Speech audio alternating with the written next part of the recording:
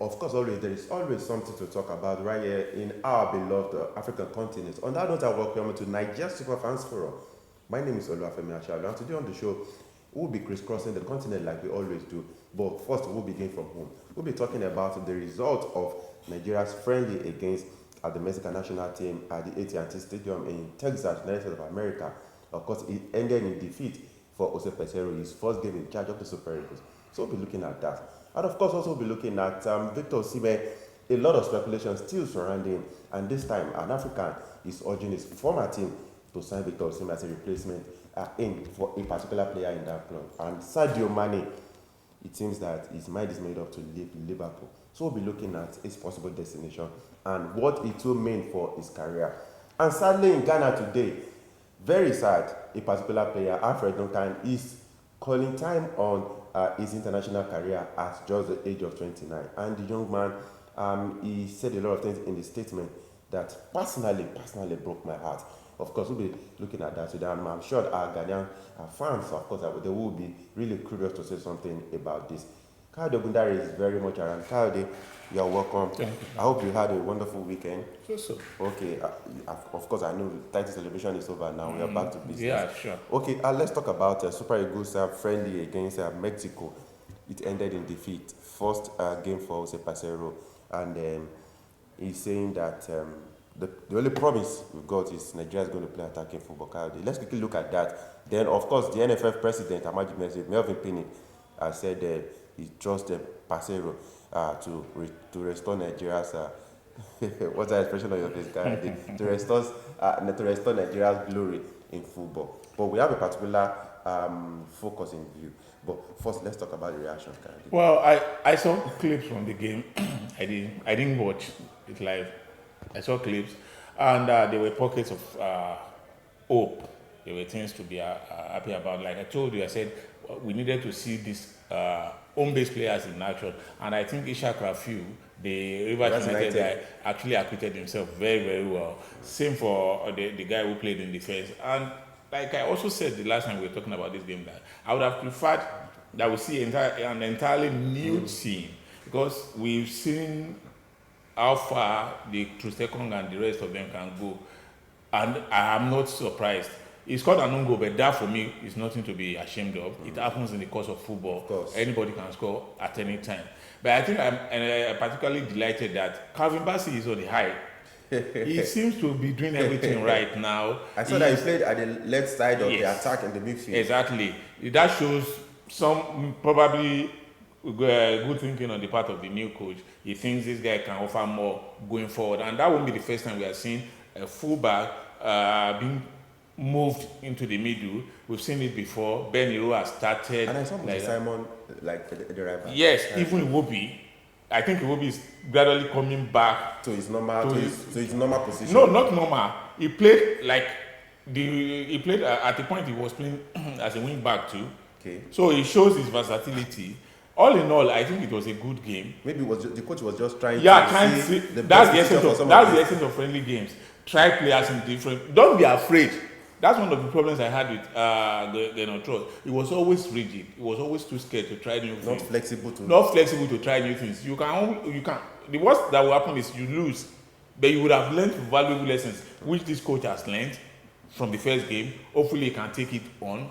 Apart from the Calvin Bassey observation Cyril Desert, Cyril Desert also international goal for Nigeria. He also acquitted himself well. Now he has made it difficult for the coach to also ignore him now. A whole lot of things, and I think for the team itself, it's a general improvement. The last time we played Mexico, we were armed 4-0. So if we now lost 2-1, I think we are getting somewhere with this team. As for Ahmad Pinnick's view about the coach, we've been there before, we've seen all of that. He said the same thing about Olise when Olise came on board. He said Olise was the Pep Guardiola of Africa. He ended in premium tiers. Is he not? Yeah, he is. It ended in premium tiers. He said the same thing about Genotro until the final day when Genotro left, and we have begun to hear a lot of things from the same NFL president. Now he has started with Peseiro. Hopefully, let's wait and see what he's going to say about this man a year down the line. But me, like I said, let's keep hoping that things will keep getting better. Kayode, I think one thing we need to do in Africa is we have to change our mindset, our orientation. About It seems the continent, not just in football, we know what happens in another industry, but it seems Africa is just like a dumping site for some of these coaches. You rarely see the coaches in the class of this former German coach, what's his name now? Joachim Lau, in the class of maybe someone like Steven Goran Eriksson coming to Africa to take. Femi, it's a matter of economics.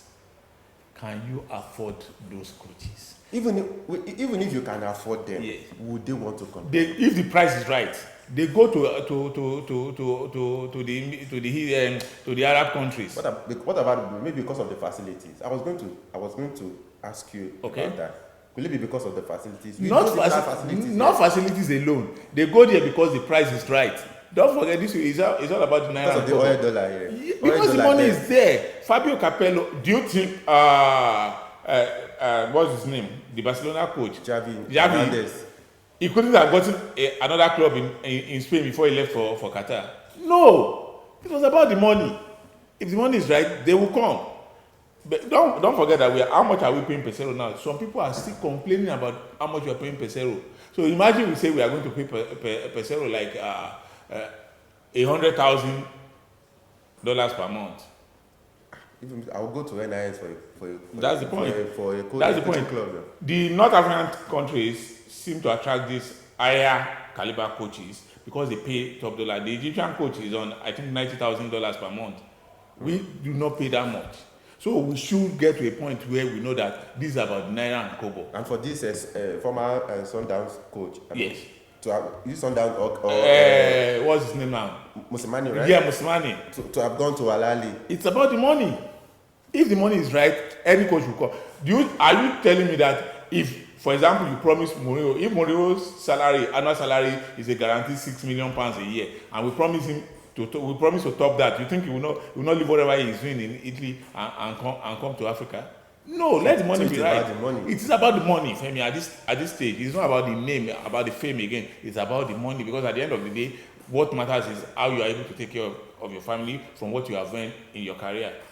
Okay, I know we've talked about Osimhen, but let's look at this. Momo Sissoko, of course, you remember he's in Liverpool and then to Juventus. He's saying Juventus should pick Osimhen during the summer if they eventually decide to let Alvaro Morata go. But Kayode, Osimhen has been linked with a move to the Premier League.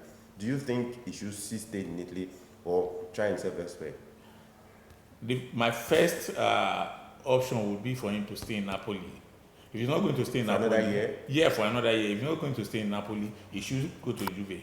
Juve are a bigger team, a better step up for him from Napoli. You'll be tagged as a Judas. So. No. No. If he must stay in Italy, he should be thinking about stay. The first option is stay in the familiar environment. That's Napoli. He has been there 2 seasons already, so he's used to the players, he's used to the way things are done there. But if he decides he's not going to stay in Napoli, I think Juve will be a good place to start his career. I was a bit sad, though I'm not a Liverpool fan, when I saw this news about Sadio Mane. And at first, I didn't believe it. When I watched the UEFA Champions League, I spoke with a number of Liverpool fans. They were already feeling bad that Sadio Mane will likely leave. Why? One particularly told me that he promised me that Sadio Mane was going to sign a new contract. But unfortunately, his message after the Champions League seems like a goodbye. But let's look at it. Bayern Munich are said to be in the front line, to signing him. What do you think that will mean for his career? You are going from a league that is in the eye of the whole world, then to the Bundesliga that is perhaps not even on the major broadcasting stations.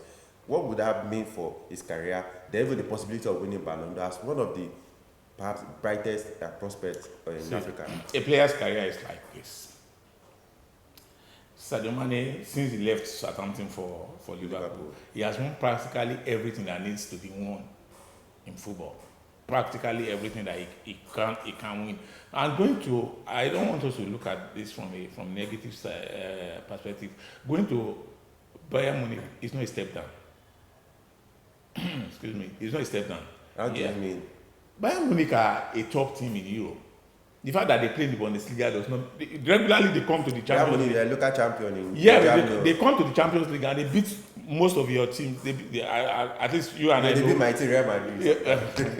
You and I know that they compete at the highest level, and they have a model that works well for them. So for me, I don't see it as a step down. I think it's just a change of scene, a change of environment. Yeah, it could have done worse. It could have gone to the Middle East, signed for a club in Qatar or UAE. At 30. Yeah, it happens. Asamoah went at what age? Now, he had no prospect. I'm not blaming Asamoah. I'm not blaming Femi. We are here this morning. If Al Jazeera should call you, Femi, to come and resume tomorrow morning, I'm sure you will not even wait to tell me goodbye before you leave. Maybe that is the end of the production. right here. So why would you not blame the players for also trying to make the best of their situation, of their career? I do not see. As long as you are not making a move that could end in suicide for you, please by all means do. For me, this is as good a move as from after leaving Bayern Munich. After leaving Liverpool, I would prefer him to go to Bayern Munich than go to Arsenal. No, that's not an option. Our apologies to our producer. But please don't cut this. Don't cut this discussion. But you are angry he's going to Bayern Munich. I'm just looking at, because a lot of players even want to come to the Premier League so that, of course, they can be in the limelight. They want to come to the face of everybody. Femi, hold on. A lot of players want to come to the Premier League to come and do what Sadio Mane has been doing for the past 4-5 years. So he has done everything that you want, that you are outside want to come and do. Now he said it's time to change career, to end an era and start a new one. And we are still complaining because if you look at it, in the index of the ratings of the top teams in Europe, yes, the 5 of them, yes, Premier League 1, yeah, La Liga 2, Serie A 3, Bundesliga 4, yeah, then the French League 5. So if you are dropping from number 1 to number 4, then what about it? Because before the Champions League final, Mane lamented that no other African player has won the Ballon d'Or since George Weah won it in 1995. Yeah. And because of course George Weah was playing the Serie A, everybody knew what he did at AC Milan. So if he is one of the prospects in Africa, himself and Mohamed Salah, if he's now leaving the Premier League to a league that is rated number 3 or number 4 in Europe, then I think it rather reduces his chances. Where is he written that he must win it? What he said is a general observation that you and I could also make, even though we are not footballers. He's pumped up to winning it, because even Edwin van der Sar said, this is his season. Someone like Van der Sar said he's going to, if he has the opportunity, he's going to vote for Man. That's Van der Sar's opinion. It doesn't make it right or wrong. He could say so, 1,000 other people could say no. So for me, whether he wins it or not, he has made a point that it is time an African player won the Ballon d'Or, which I also believe. And if there are African players who are likely to win it, I think Salah also missed the opportunity when he should have won it. So for me, it's not about Mane winning, and I'm sure, being the person he is, Mane is not even, he wasn't saying that because of his own interest. He wasn't saying it for his personal interest. It was a general. Yeah, it was a general opinion that an African player should have won the Ballon d'Or, which I absolutely agree with. But it doesn't mean he has to win it. And besides, who says he cannot win it at Bayern Munich? Even Lewandowski, with all this 1 million goal per season. Lionel Messi, who had a terrible season. Then the problem is not with the players, but with the system bringing those awarding the so that's what they are saying. You don't have to go and be a victim of. How many people have won it from England? But someone has won it. How many people? When was the last time? From the so-called your acclaimed number 1 league, how many people have won it? When was the last time it took Cristiano Ronaldo to break that jinx? Cristiano what? Cristiano Ronaldo. When was that? How many centuries ago was that? Okay, Kyle, let's talk about opinions. Have said the reason why he decided to leave Liverpool was because the manner at which Liverpool had been dragging his new contract, despite all that he has done for the club. Do you think that is justified? I do not agree. The fact is, all good things must come to an end. If a player did not leave, Mane wouldn't have had the opportunity to come and play at Liverpool. Now he's leaving, another player will come.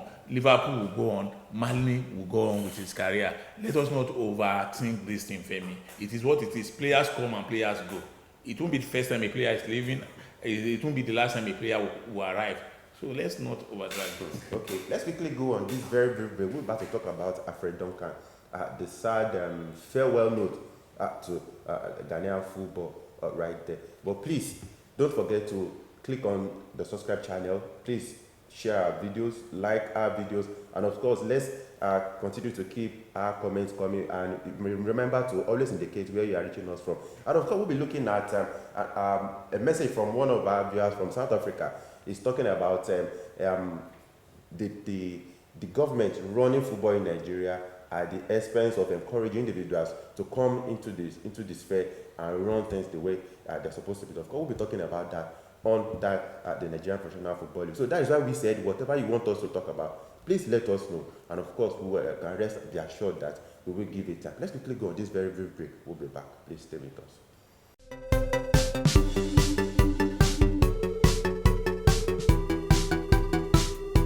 All right, welcome back, and it's still Nigeria Super Fans Forum. If you're just joining us, you can, of course, have a full menu to yourself. It's been very interesting. We'll be looking at Sadio Mane, Victor Osimhen, and of course, the Super Eagles friendly against Mexico that ended in 2-1 defeat for Peseiro, his first official game in charge of the Super Eagles of Nigeria. We hope it is not a sign of what is to come. Okay, Kadi, let's talk about this very emotional note from Alfred Duncan. The young man plays for Fiorentina, very good player if you see him playing in the Serie A. Of course, it's one of my favorite Ghanaian players, himself and Alexander Jiku. But when I saw this note, I felt a bit sad. And one particular statement caught my attention, and I'll read what he said currently.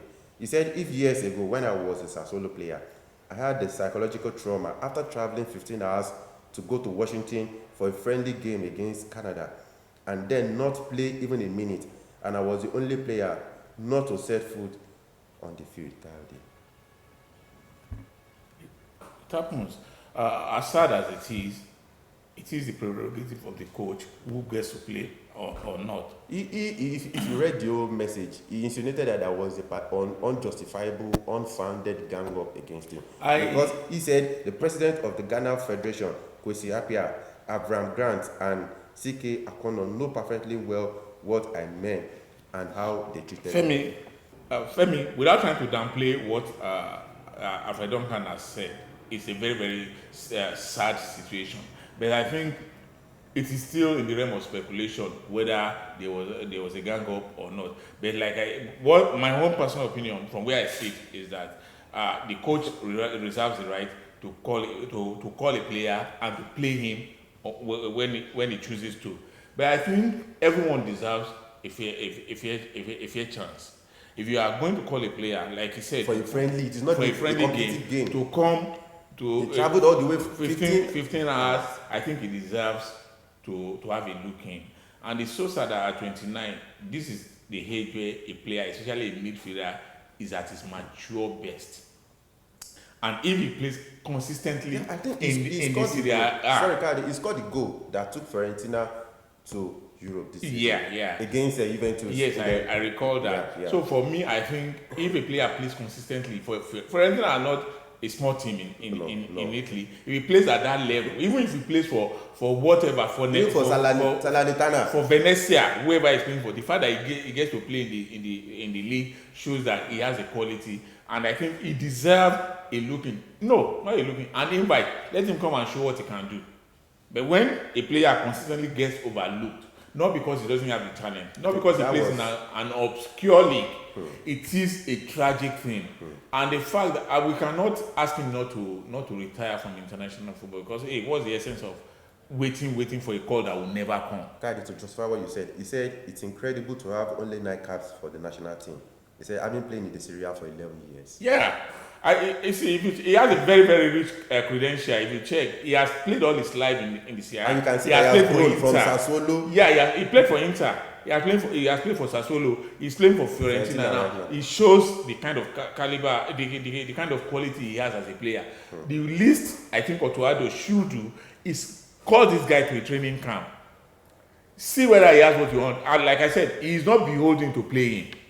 Let's Of course. If he doesn't give you what you want, it doesn't mean he's the bad player. But at least do him that honor.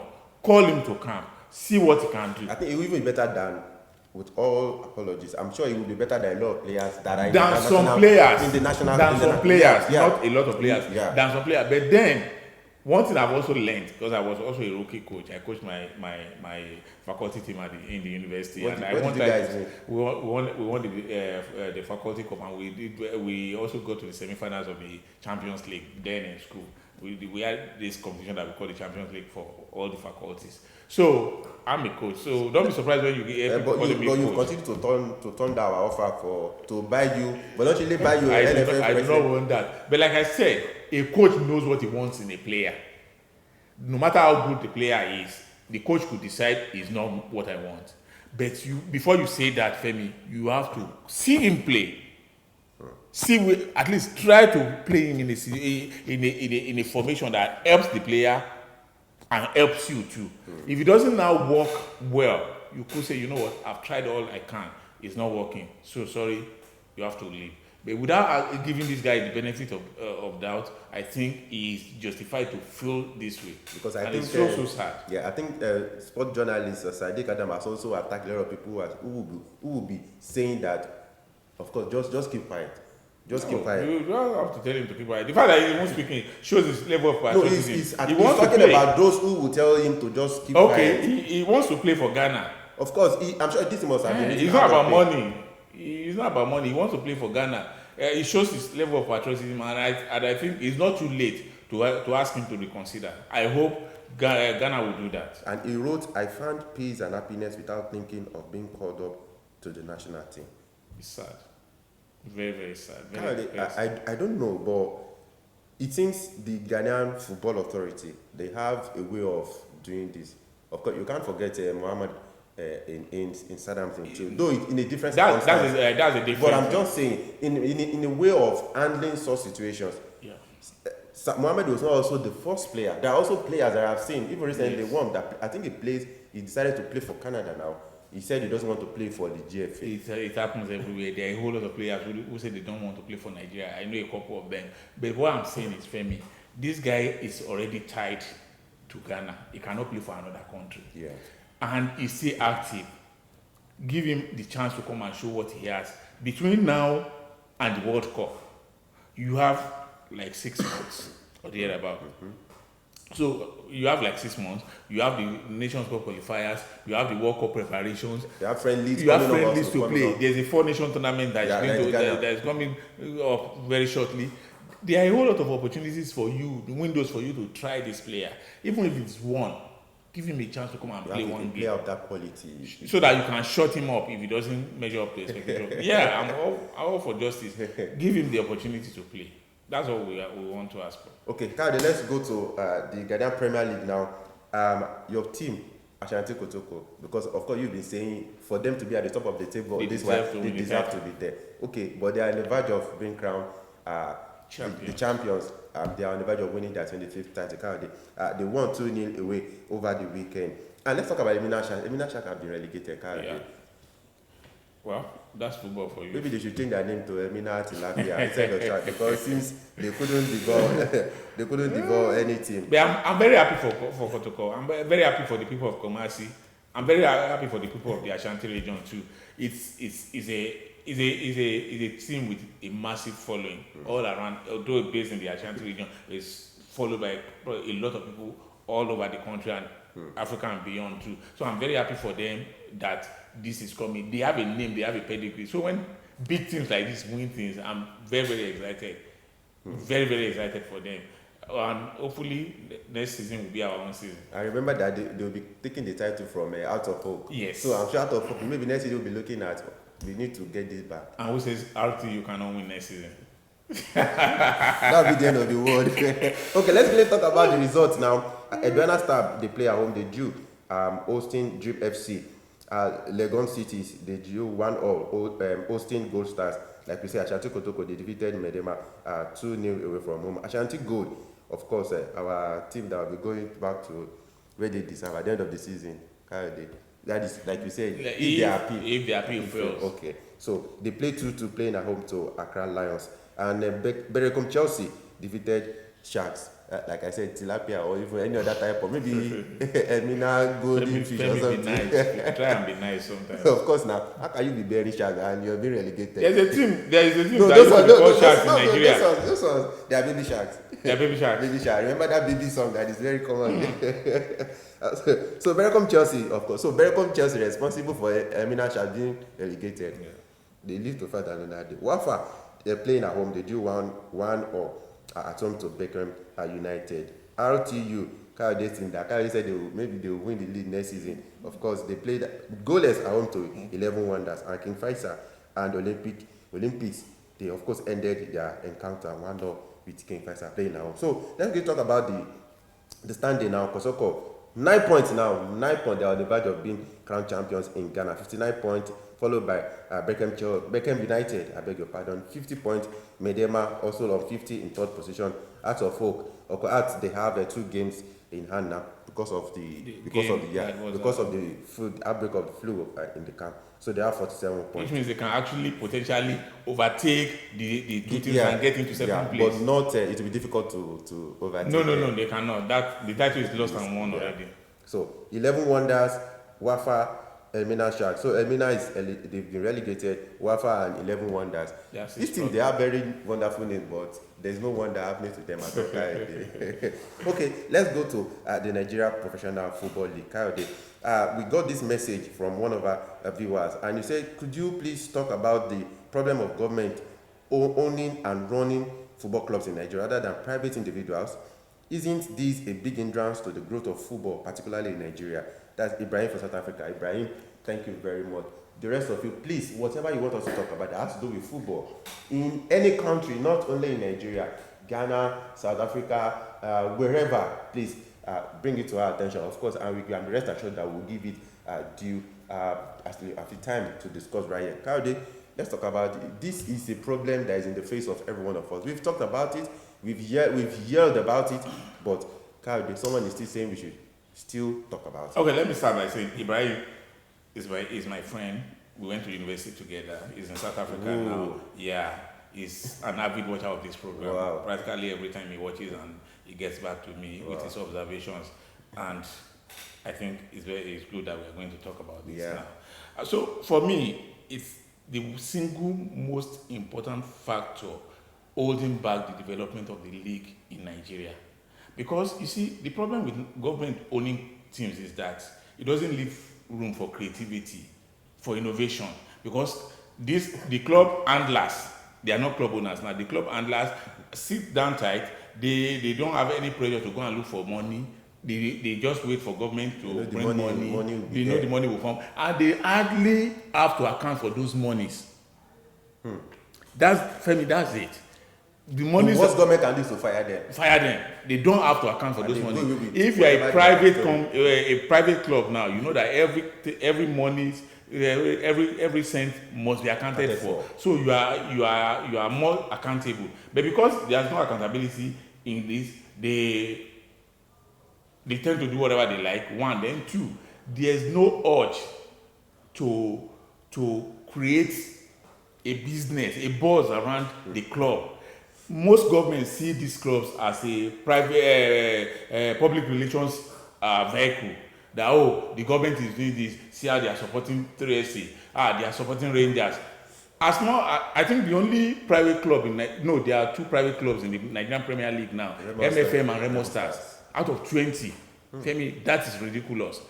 That means nobody cares. And there's no season. You don't know about players being owed salary. Yes. There is no season. That is it. Most times from this so-called government. Because when they owe civil servants, they will also owe you. They see you as part of the civil service. If you see facilities that Remo put together, that is it. If only 15 of clubs in the Nigerian only that's what I'm talking about. Remo Stars owner, Mr. Tsunami, is a football person. He owns a club in Portugal. Yeah, of course. So he knows what this is. Do you know what? Apart from the fact that his club uses that facility to play, do you know how many events have taken place in that stadium since it was opened last year? Do you know how much he stands to make That's like a side hustle. Forget the fact that his club plays there. And others will not realize that. Others come to play. The amateur league was played there. The NFF under 15. Where is Ifeanyi? They are out of the league now. I think they've been disbanded. But they still have a stadium. The stadium is there. They are not even in NNL. No, they are not. I think the team was disbanded. By who? By the owner. So for me, that kind of facilities that Remo Stars have now, I hope the producer can give us images of those facilities. Standard pitches, about 4. I think. I saw those. You'll be surprised how many state government-owned clubs have stadium.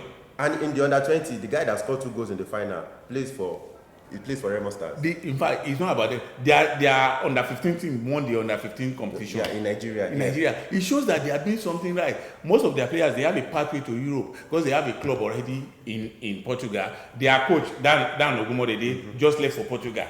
He's now on the books of that club. So there's a pathway, a career pathway for them. He's a football person. He knows the business of football.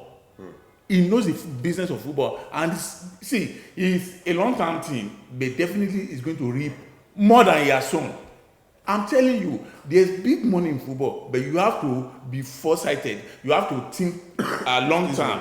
You have to think long-term in order to make it. So as long as governments own clubs, the majority of clubs in Nigeria, things are not going to get better. So Ibrahim, you know this, it's been a long time, but things are not going to get better, I'm sorry to say. But Kayode, as we round up this particular discussion, I read about Premier League, and I heard that the British government gave the FA about £750 million in 1992 when it was rebranded as Premier League. Yeah. Kayode, when I know you're not the government official, but at what point do we need to sit down?